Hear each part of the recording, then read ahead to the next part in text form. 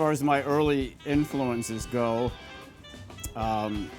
you know, the first music that I really loved was rock and roll, you know, which I started listening to when I was about 12 years old in summer of 1965. You know, I started listening to these top 40 stations, which at that time, it was just the greatest time for rock and roll and soul music and everything. And, you know, later I got into, when I was in high school, I got into jazz.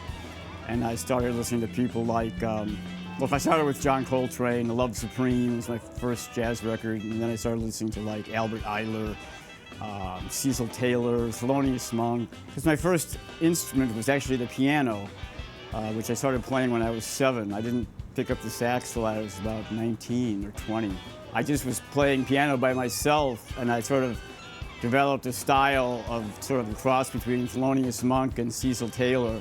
After I graduated, I started going to a music conservatory that was teaching jazz, but unfortunately, they were very conservative, and they could not relate to my piano playing. You know, as far as being part of the rhythm section, you know, they wanted me to play like the normal type chords, and I just didn't want to play that way, so it was a big conflict. So that was one reason I started to play the sax, so I didn't have to worry about like playing these chords, you know. And as far as the first band, that was probably,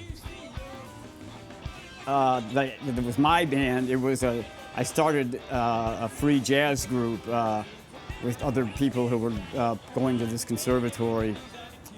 And it was the first free jazz group in the town where I lived. And this was like 1972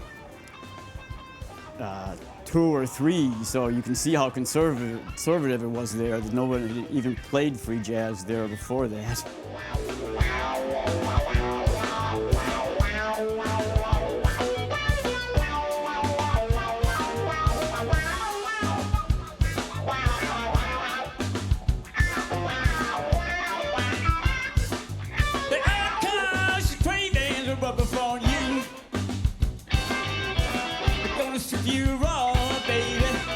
Before